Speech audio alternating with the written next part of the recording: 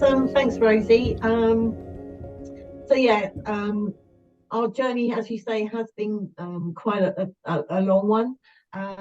It all started back in 2004 when a group of Norfolk County Council Children's Services practitioners, they were trained sort of in the use of restorative practices within schools. But back then it was more along sort of the restorative justice lines, sort of more around sort of trying to repair that harm. However, they did sort of start to pave the way with, the development of this way of working. Now, Brigitte, she's a long-standing member of Norfolk County Council, and she was here at that time. So I'm going to hand over to her now, just to take you through sort of some of the really sort of early background of how our service came about.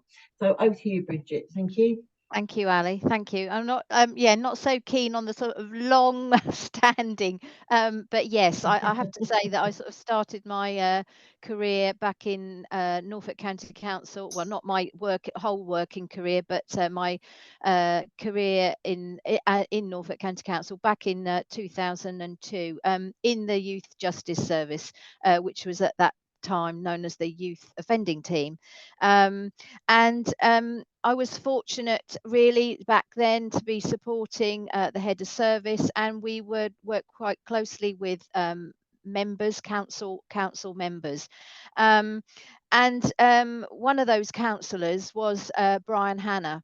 And he was actually, he started off, or he had a career of being a prison officer. So he really sort of understood the justice service very well. And he was passionate. He was really keen about giving people that opportunity to make amends and put the past behind them and be able to move forward and change really. So he was, I would say that he was fundamental in those early years, and I think it was his passion that sort of drove it at that point.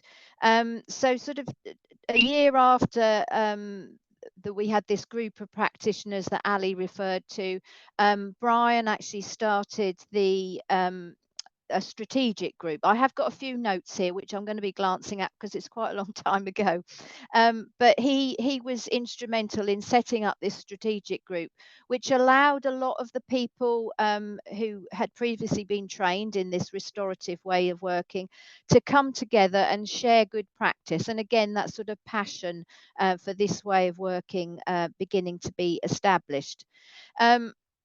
And it was in 2008 that this particular group, the strategic group, were successful in securing funding for, or it was dedicated funding to set up a small team, a restorative approaches team in Norfolk. And that was a dedicated 2 posts to support, to be able to train and roll out the group's strategy, if you like. And that was, what is now the Restorative Approaches team. I think back then there was a few more people than it is now. It is just the 2 of us, Ali and myself. And that funding and that, that being able to secure that really began to allow the team to propel or keep the momentum, get the momentum going, and make some significant achievements. So in 2009, this strategic group, actually under Brian's leadership, it became the Restorative Approaches Strategic Board. And as I sort of alluded to a minute ago, both RASP, Restorative Approaches Strategic Board, and the RA team, they still remain in place today.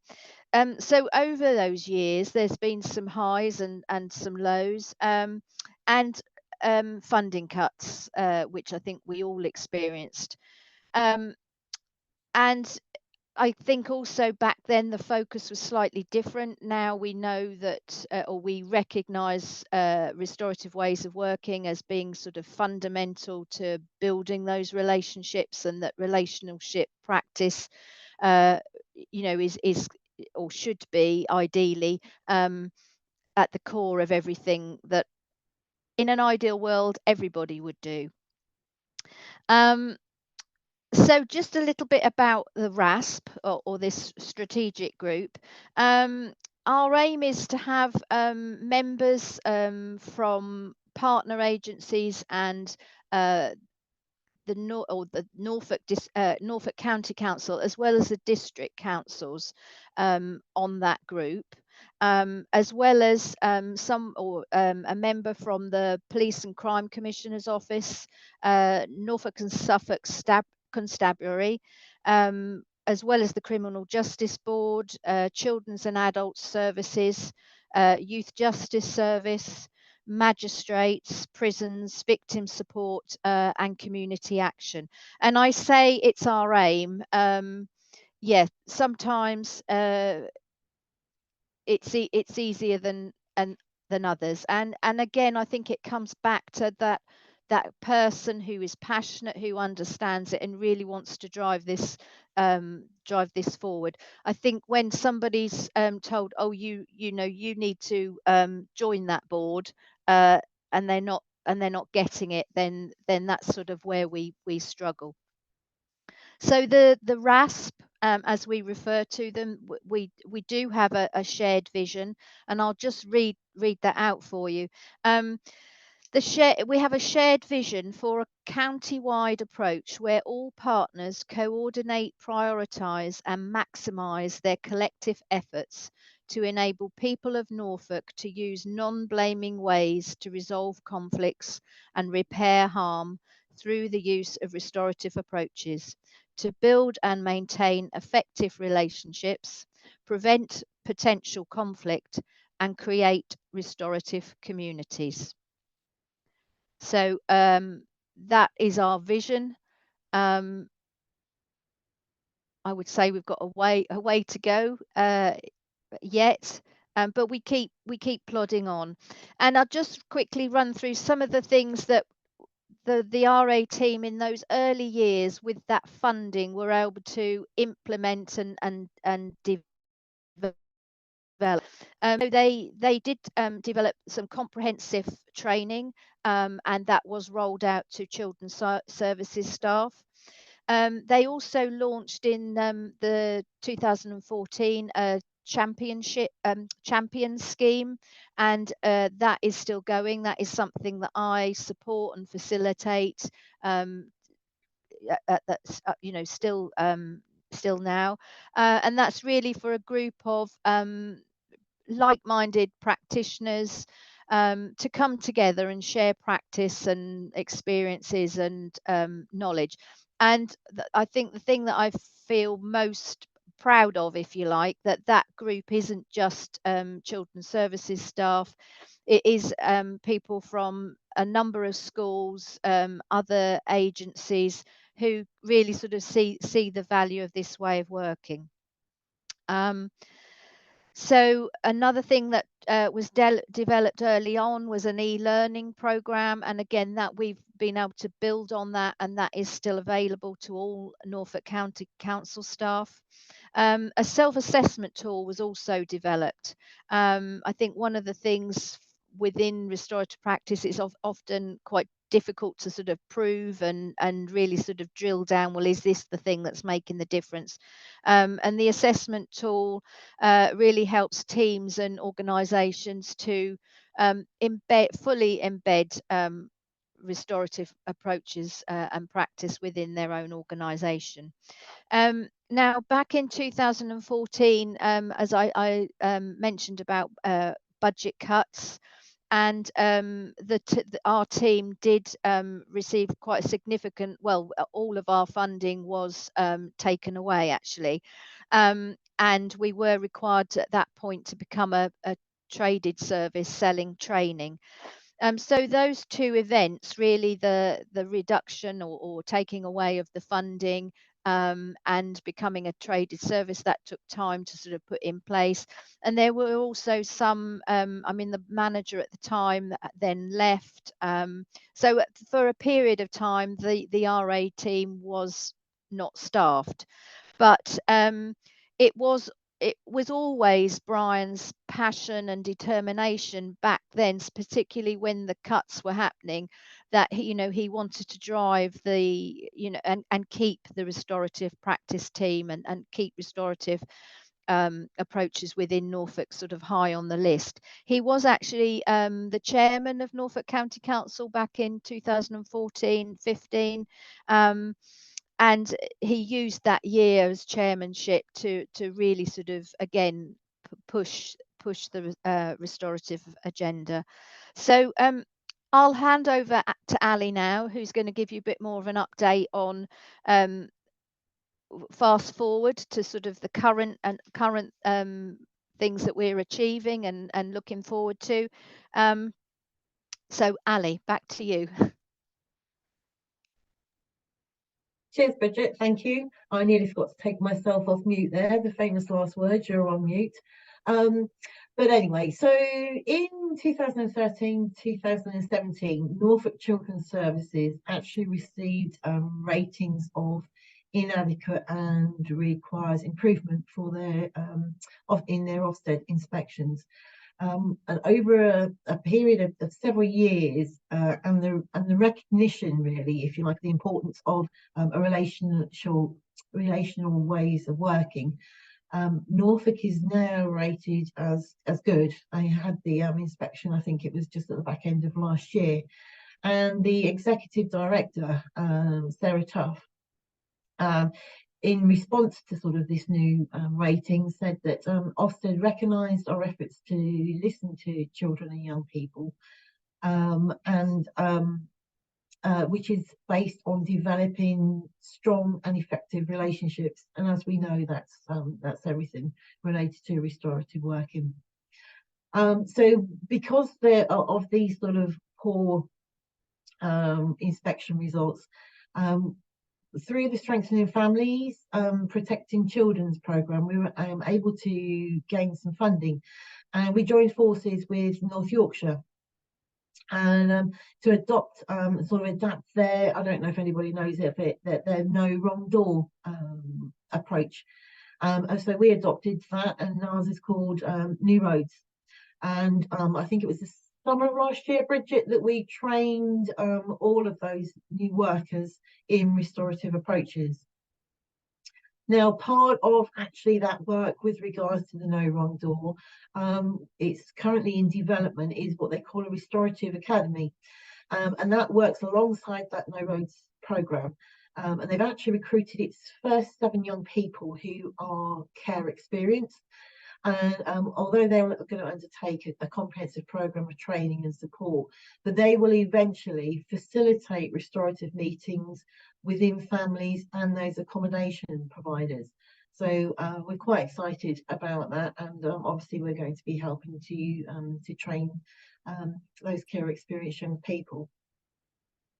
So in line with that as well, restorative approaches continues to sort of be embedded in those NCC run children's homes, and also to support the recommendations of Sir Martin Airy's independent review and Lord Lamin's Prison Reform Trust report, in conjunction with Norfolk Police and Children's Services.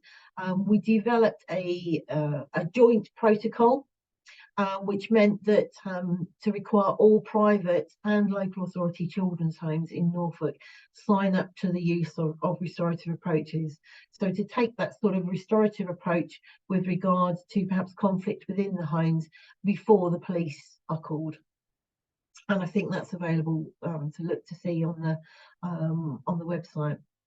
Also, sort of in with that children's services story, and linked with the RASP as well, the Norfolk County Council's Compliments and Complaints team, they also work restoratively with all children's services care experienced young people's complaints, to try and sort of resolve them at the early stage before having to sort of move on to more formal proceedings.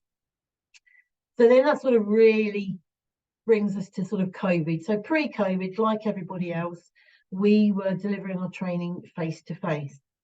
However, the same as everybody else. We then had to quickly adapt to delivering that training via Zoom to start with, and then Microsoft caught up and it was all on Teams. So, you know, the sessions needed to be shortened, and we needed to try and be a little bit more creative with the use of technology. And it was during this time that I joined Norfolk County Council, taking over from Patrizia Salvagetio, which I'm sure some of you may have met previously. So we do continue to make that virtual offer, just for the sort of the ease of accessibility for some people. However, delivering, you know, we're still not sure actually on the level of understanding and sort of their engagement and learning. Also on the back of COVID, where Brigitte said, you know, that we had developed a e-learning package, we realised, because that was quite a short sort of 30-minute, more sort of awareness raising scheme, that we would develop something a little bit more in depth. So we developed sort of a hybrid learning model, if you like. So there's two self-learning modules which you have to undertake, and then we then run a 3-hour workshop where we just check the learning, and that is sort of credited for the CPD for Norfolk County Council employees. Excuse me. We also continue to deliver training to education settings, mainly primary. The high school, when we have the teachers attend, head teachers, I should say, attend a different form of training, they're all very keen and really sort of want to adopt a restorative approach. However, there's not many that we've gone into to actually deliver for sort of the whole schooling. And of course, they all have sort of experienced reduced exclusions and improved Ofsted reports from that. And of course, then sort of the Ukraine war happened, and it was all about the sort of the homes for the Ukrainians. And Norfolk County Council soon sort of realised that there was some conflict sometimes between the hosts and the guests, and placements were breaking down. So that actually the housing officers were then having to sort of try and find different accommodation. So Brigitte and I were commissioned, and we delivered the restorative approaches training to the Homes for Ukrainian support workers, so that they could help and get in a little bit earlier before the actual placements broke down. But then also, actually, we then delivered to some housing officers, so for general housing issues, which we found quite interesting, actually, Brigitte, didn't we? Because actually we had to do lots of research ourselves, because a lot of it was around different cultural differences. So that was quite interesting for us to do that research. And then sort of looking forward, I suppose, I was contacted by a colleague's husband, who I used to work with when I was worked for Suffolk County Council, who he's actually just sort of delivers interventions for the Military Correctional Training Centre in Colchester with regard to the military services and their detention centre there. And they were he wanted me to just to have some conversation, or the commander there, Lieutenant Colonel Fielder, wanted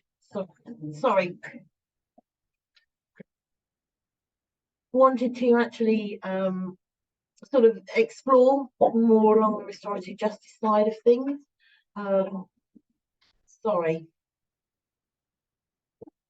The post, isn't that typical? Just when you're in the middle of doing something really important, the postman turns up and then the dog goes.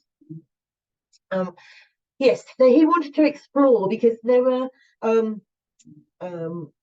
military personnel in custody there for perhaps issues of assault on other sort of military personnel, and they were then going back after their sentence into their units, and nothing had been resolved as such, so there was still sort of ill feeling. So they wanted to explore the use of restorative practices. So I went to Colchester, and cut a long story short, we have actually been asked to deliver the full conference facilitation training, and we go there in January, which I'm really excited about, because a military culture in its very nature is more along sort of working on the two line, and this is actually sort of, you know, trying to actually get them to think about working with people and that. So we're really quite excited about that one as well. So I think my time is up, and that's sort of a quick whistle-stop tour really of our journey in Norfolk. So I'll invite any questions that you might have.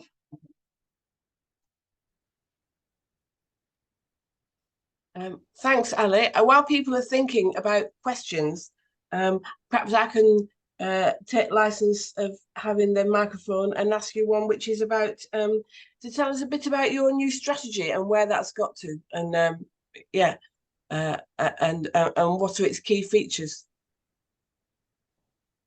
So our strategy actually has been completed, and there was a working group that was set up in between with the RASP, so the strategic board. There were some key figures who wanted to be involved, and we had a sort of a working group, and came up with a new strategy, and we got a few figures from different departments within NCC. And yeah, it is completed, and we actually did think that it had been updated onto our website, but it hasn't. But that's something that we're going to take away. But I think we've shared a copy with you. I think Hannah's got it, that you can share with everybody else. We're quite happy for that, because we do have it on our internet pages. And what's the key component? Yeah, the key features I think of that is actually, Brigitte, would you mind can you put the central bit up, and you see that actually, thank you, it's around actually the different departments taking responsibility for meeting.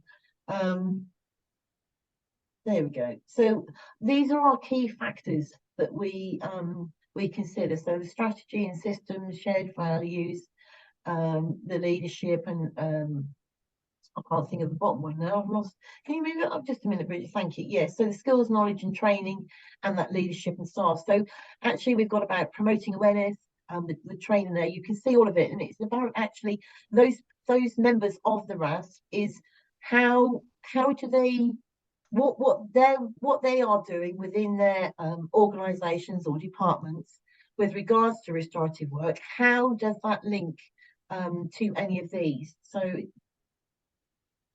yeah, so does that sort of answer your question, Rosie? Is there anything else? I mean, we do have the vision is on there, and like there's a just some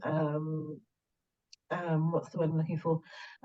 Just sort of some, yeah, the benefits there. There's actually some quotes and some different bits and pieces of information there to show actually of what has happened and where we hope to go sort of in those next 3 years. Thanks, Alison. That's really helpful, and we will send that round to participants and share it afterwards, because I'm sure they'll be interested to see what's in there. Yeah, open to others for questions.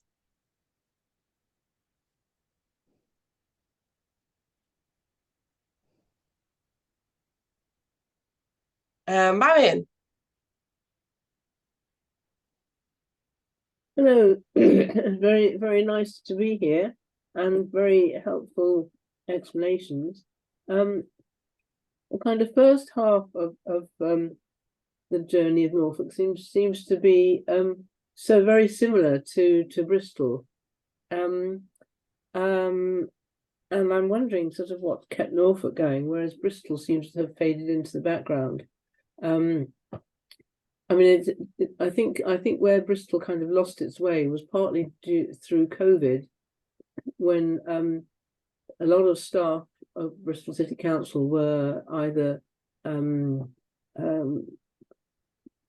got rid of in various ways, like sort of early retirement, just leaving, redundancy, being shifted around. And so the responsibility for engaging in restorative approaches kind of moved further and further down the chain. And now even the member of staff that we did have liaison has been shifted somewhere else. And so there isn't anybody in the City Council. I mean, the view of the of the last person was that, well, they've kind of got the message and they're doing it anyway. But since we don't hear anything about it, we have no way of knowing whether they do in fact use restorative approaches in all their work, or whether it's just something that doesn't happen anymore. So it was really just not managing to kind of keep the City Council in the loop, because like you know, they got enthusiastic. Some of us had already started meeting in small and larger groups, bringing everybody together, having most interesting workshops about things like hate crime, or work in schools, or working with young people, police, all sorts of things. But there was never any money to do it with. And so whereas Bristol Mediation, now called Resolve West, funded these workshops, there came a point when they couldn't afford it anymore. But the city council suddenly woke up and thought, hey, we should be doing something, and they formed a board. And you know, at its heyday, we had a member of staff who was first full-time and then part-time, then half-time, and set up lots of things in place, including a website which is now woefully out of date. And then, you know, we all met to kind of plan new projects, make more links, do more training, and it was all humming along sort of, you know, quite nicely. But without kind of City Council input, it's really back to everybody doing their own little thing. And I think they're still going on. You know, we still have Resolve West, which does loads of neighbour conflict work. Although we're finding that people are kind of more and more intransigent since COVID. I don't know if that's matched in Norfolk. And we also have a kind of thriving restorative approaches project working in the criminal justice system. And then, you know, we know the youth offending team is still doing their stuff. But we have no idea of whether other people are doing stuff. We have no idea what's going on in schools, apart from one school that has kind of popped back up because they've been doing it for 10 years, so all kind of on their own. And when we had our sort of, kind of enthusiastic period, I might say, they came and did little workshops for us to kind of show how children could do it. And they're still doing it, and they've invited another little team of us in to do peace education work with 6-year-olds. So, you know, if you want people to get the message, start young. But, you know, that's just one school. I mean, and we hear little noises about other people getting a bit interested, but I think it's kind of seen as a kind of extra, and there are too many must-dos, legal obligations, and people say, oh, we've got to do those first. We haven't got time for restorative justice. Very nice idea there. Don't realise that actually it could save money and save aggro in all sorts of ways. Yeah, and I think for us, one of the things that sort of has kept us afloat slightly was with regard to the fact that we were a trade service. So you know, we do bring an income, so we do help to fund ourselves. And I think, you know, that had sort of a crucial effect. And I think we've had to be sort of quite tenacious and sort of, you know, pushing. And now it really is embedded into children's services with regards to all their ways of working is relational based. But also a bit like you were saying, where there are different pockets of restorative work going on within Norfolk County Council, which we've identified that is the case, and actually we are just starting to form a community of practice. So anybody who is doing anything restorative in Norfolk, we will all meet together. Also on the back of that is Brigitte's practice lead session. That is, we have the schools attend all of that as well. So we try to keep everybody together and to support everybody, so we know what is going on. If nobody else does, Brigitte and myself tend to know what's happening within Norfolk. So yeah. Thanks, Alex. Thank you. Laura's raised her hand, and then there are 2 questions in the chat, but let's go to Laura first and then to the 2 questions in the chat. Thank you. We're kind of earlier in the journey than you are in Oxfordshire, but we are at the stage now of trying to find an effective way of proving our impact, really, to show the difference we're making. And obviously, as we know, quite a lot of it could be quite qualitative kind of data. And I just didn't know if you'd had any kind of key nuggets or tips of how we can kind of prove our impact, really. I think with regards to schools, when we sort of tried advertising to schools, we sort of put them in the direction of was it Carmana, and I think actually Oxfordshire. I think you do have, I can't think of the name of the school there that If the academy, yeah. Yes, yeah, and I think it's just about that. It's actually using those and putting the direction and taking snippets from them to sort of try and sort of advertise actually the benefits, if you like, and also for us, what I think, because we're a little bit further down the journey now, we have got our own schools in Norfolk who that they might be in a pyramid or different bits and pieces, and they talk to each other, and actually that word of mouth, as I say, it is still more primary schools.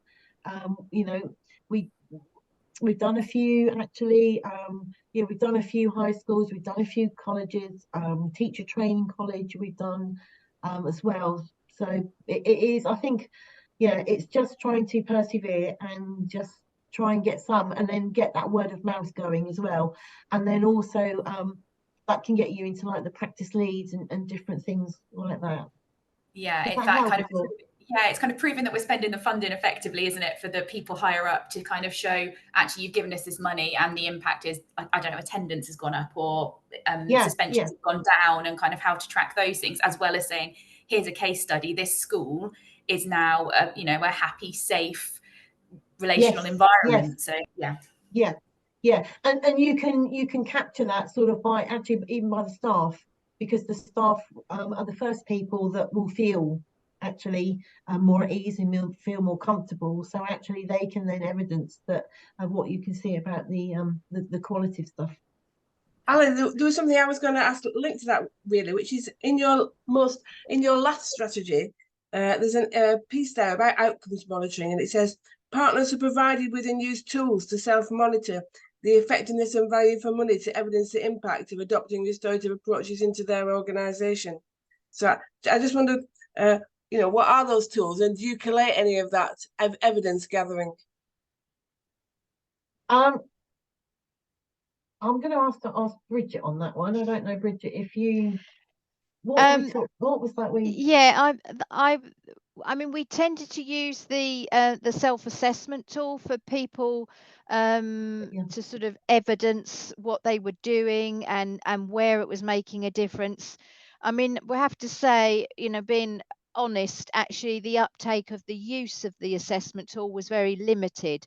And some people would start it, but again, it's almost, this is too hard, we haven't got the time, we've got other stuff. So although we would try to support people to carry through that self-assessment tool, it wasn't always, we weren't really getting much data from it. So that would be the answer, I think, Rosie, that we have got the self-assessment tool. It asks people a set of questions in a different set of areas, sort of like staff, policies and procedures, management, you know, those sort of key areas. But yeah, we never really got any sort of qualitative data. So in that respect of collecting data, we haven't really been that successful. Is that something you might be able to share, the self-assessment tool? I think so. Yes. Yeah, certainly. I mean, it's basically, as I say, a set of questions in sort of 4 key areas of any organisation, whether it's a school, you know, whole council, or, you know, just a small team. So we can certainly share that. Thanks. Moving on, the question from Kat. Can you tell us more about the development of your e-learning and how you translated the relational approach to online learning? Brigitte, do you want to take that one? Because you were involved quite heavily in the... I'm trying to remember now. Well, it took a long time. And I mean, we always refer to Belinda Hopkins' 5 key themes. And so what we try to do is we still use those as sort of the key sections to cross over.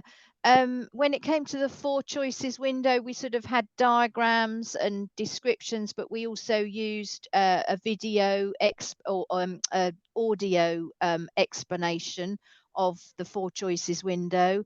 We did use videos, didn't we, Ali? Where we could. We also used things like, I'm just trying to think, when it came to the difference between thoughts and feelings, and so we sort of gave them a scenario and they had to sort of pick whether it was a thought or a feeling, that sort of thing. But it was difficult, and it took us really the best part of a year, didn't it? Really, didn't it? Year and a bit, really, to actually sort of from beginning to end, where actually we were able to, we had a physical thing that we could share with people and get it tested. But yeah, but we've got the workshop, haven't we? And the workshop is helps to encourage more of that relational type stuff in that. So, does that help, Kat? Is that okay? Yeah, that's great, thanks. I'm interested in how you tested it, I guess, as well, if we've got time to answer that.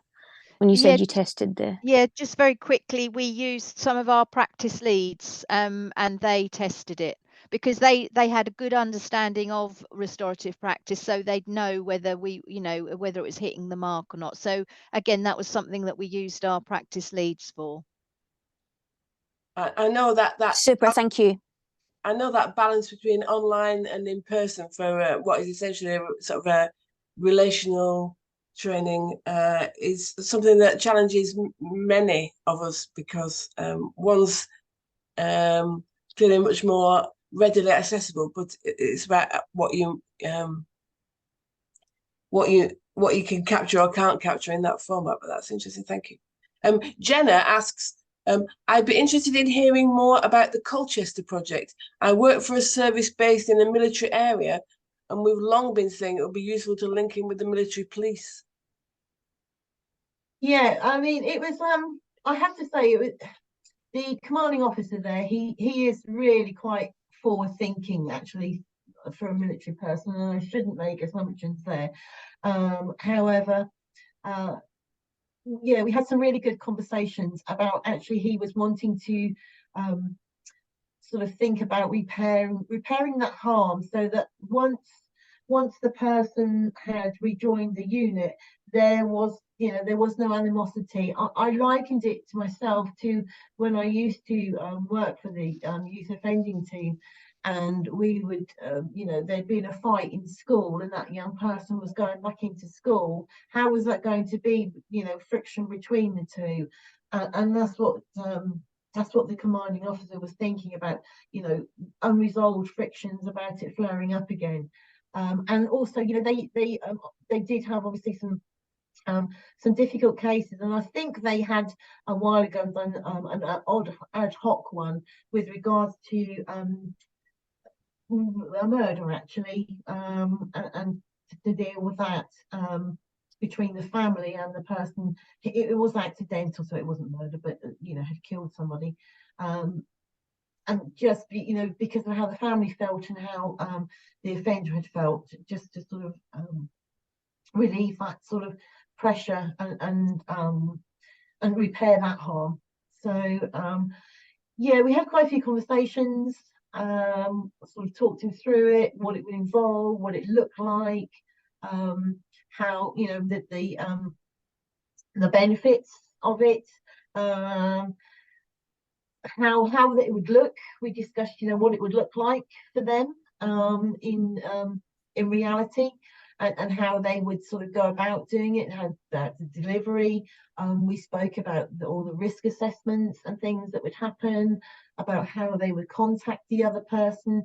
So we've had some really quite in-depth conversations about it. And yeah, they were very keen, and they had to make a business case for it, and yeah, it's been accepted and taken on board. So like I say, we do the training in January. However, it's not just we train you and you go ahead then and get on with it. I will be there to support and mentor and coach, and I will be present for the first few until people have sort of feel that they're quite happy to deliver stuff on their own. Does that help, Jenna, or is there anything specific that you would want to know? No, that does help. Thank you. It's just, as I say, we're aware that in the area we live in, that there are various crimes and things that happen that are linked to military personnel, but also having been part of a military family myself, I know there's a lot that happens almost behind closed doors, where there are maybe opportunities for reparation, but things are kept quite quiet for people who don't go to Colchester. Yes. And we were talking about how it would be useful really to try and link in and offer some support in those cases. But I mean, we were Googling kind of, who do we even speak to about this? Who do we go to even talk about this as an option? So it was, yeah, I was just kind of interested in how, if you had any thoughts or experience about how we even start to get into that system, if you like. I guess what I would suggest probably is to contact the commander there.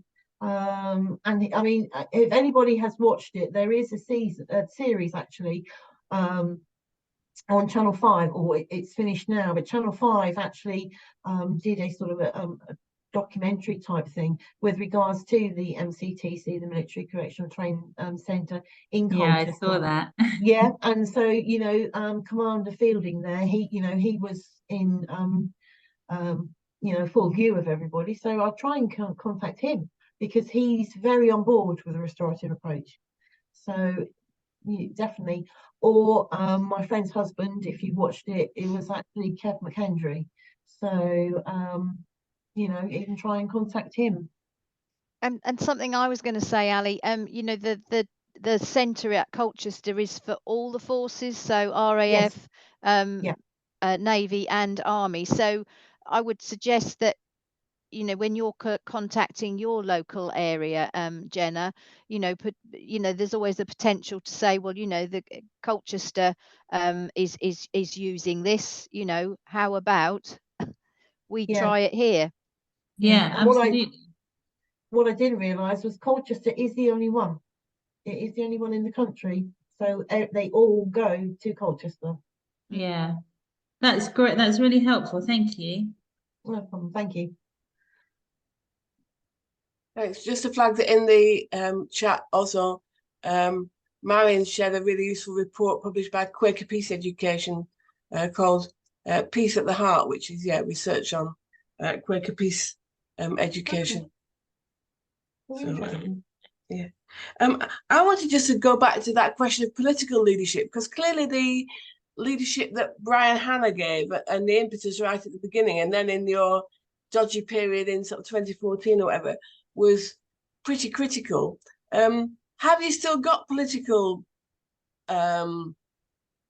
support, and how do you sustain that? We were talking about this yesterday, weren't we, Ali? Yeah, you go ahead, Bridget.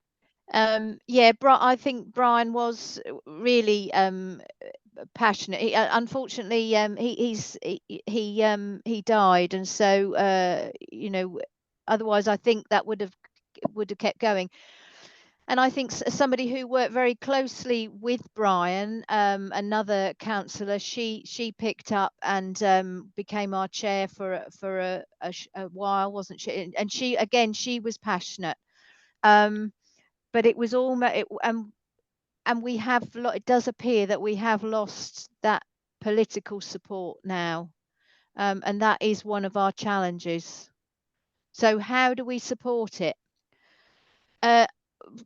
I mean, one of the things that when I was sort of looking yesterday, I thought, well, actually, both Brian and Alison Thomas are sort of who were passionate. They came from different political parties, so you know that's not necessarily just sort of one party's values. I just think you need someone who gets it, understands it, and is passionate. But how do you get that? Yeah. I think previously who we had as chairs of our board, you know, they chose to do that. They wanted to do that. And I think the one that, well, I think he is still our chair, was told to do it. And I think that's where the difference lies. Like as Brigitte says, you've got to have an understanding of it and a bit of a passion for it. Otherwise, we really lose momentum. And that's where we are at the moment, really, with that board. It does feel as if we've lost a little bit of momentum and the priority isn't there. And we've obviously sort of been having our service discussions, and that is my priority going forward now, is actually trying to invigorate the board, should I say. And I think the other thing we're fortunate in Norfolk is that, yes, we had Brian, we had then Alison, but in that period, Children's Services have also picked it up, haven't they? And they talk about restorative approaches. They're mostly doing it, but it is being written into policies and things. So you know, that's been able to keep the momentum going. But that's just, you know, Children's Services. We'd like to get it further embedded in other services. Thanks, Brigitte. There's a question from Patience, and then I'll come back to Marion, who's got her hand up. The question from Patience is, are your staff registered as practitioners with the RJC? The simple answer is no, not at the moment. I was accredited practitioner with them, and of course when they swapped over and that ran out, and we haven't got around to doing that registration as yet. We are members, obviously, of the RJC, and we did have the training. What's it called, Brigitte? TPQM, that was, but now, as probably a lot of you know, it's a lot more involved, it's a lot more expensive. So yes, we haven't actually progressed with that, have we? No. However, we do follow their key ways of working and their strategies. Thanks, Ali. Marion. I only wanted to say that the report, the peace education report, isn't just about peace education. It's part of it, but it's about the whole relational approach. Why I put it up there is that people were saying that, you know, all the time people are being asked for evidence, and there's plenty of evidence in there. There's something like 400 footnotes, so that the stuff that you can follow up. But it seems to me that they've done a huge task that we should all be grateful for, because there's the evidence and you can just pull things out to support you know, restorative approaches. Thanks, Marion. Thanks, Marion. Could you say a bit about the role of communities and how you make sure communities know what's on offer? We work with Community Action Norfolk. Excuse me a moment. They're a member of our board, so we sort of constantly in contact with them. We also have done some presentations to different community groups, so they're fully aware of what goes on. And we've also done some to like local district councils, for them to sort of, disseminate it in their like local little parish councils we've done as well. So yeah, we're quite busy in the fact that we're constantly trying to advertise ourselves, if you like, talk about the benefits, and what that would look like. Yeah, and I suppose in a way we do a short bit around the working with in those sessions, sort of to get people to understand what it would look like. Yeah. Anything What do you around, Brigitte? Yeah, and I was just thinking about, at the heart of our communities are schools, and we delivered training to one school quite recently, and they've asked us to go back and do a session for a drop-in session for the parents. So yeah, that's going to be quite interesting, and just sort of getting that message out there. Yeah, that was just sort of occurred to me as you were talking, Ali. Thank you. Marion asks, do you have a community mediation service? We have just in the city, Norwich City, have a community mediation, but that is the only one. That's not sort of county-wide. That just covers the city. And that was something that our board, again, that was sort of in COVID, wasn't it? We had a member from the mediation service who delivers that service in Norwich come to the board, tell us a bit more, and we were trying to push, the Police and Crime Commissioner to commit or get some funding, to have that service, but that's not been forthcoming, has it? So no, but Norwich City does. And the question for me is, what are your links with adult criminal justice? That's through the Norfolk and Suffolk Constabulary. They have their Restorative Justice Hub, which is the adult side of stuff. So we have that link, which is it was very good, but as the police do, they've now moved that sergeant on somewhere else. However, the rest of the team we're quite embedded with, actually. And as I said, one of my jobs coming forward is to contact members of the board, and one of those is the new sergeant who is leading on the Restorative Justice Hub. And also we do have magistrates on our strategic board. Brilliant. Thank you both. Well, we've got just a couple of minutes. We have this is a call for any further questions. I don't know, Brigitte and Alison, if you could give one bit of advice to colleagues around the country or further afield looking to progress restorative areas in their locality, what would it be? I think for me, the bit of advice is to try and get the buy-in from the top, because it really is, it does have to be led really from those at the top to try and take it forward.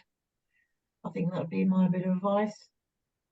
Brigitte, you got any? Yeah, no, and I think I'd echo that. I mean, that we were having this conversation yesterday, weren't we, when we sort of said, well, really, Brian in those early days, and I suppose he was doing it for probably about 10 years, really pushing. And I think it's fair to say also when the cuts came, it was Brian that made sure that the Restorative Approaches team stayed. and was still there. So yeah, that, and we say it all the time to schools, don't we? You know, there's the leadership, the times that we get asked to go and do training to pastoral teams, and we say, well, you know, you really do need to have your you know, at least some of your senior leadership in this training. And it's, you know, it's the buy-in from the leaderships, and it's the role modeling. Yeah. Thank you very much. To my regret, our hour is up. So we'll thank you very much for sharing Norfolk's journey with us, which I think is distinguished by its long history, which is really interesting to reflect on. So thank you both, and a collective round of applause. Just a reminder that the event feedback form and other links are in the chat. So thanks very much for joining us for this session, and we'll send around some of the materials that Ali and Brigitte have referred to as by way of follow-up, and look forward to seeing you all again soon. Thanks both, that's been brilliant.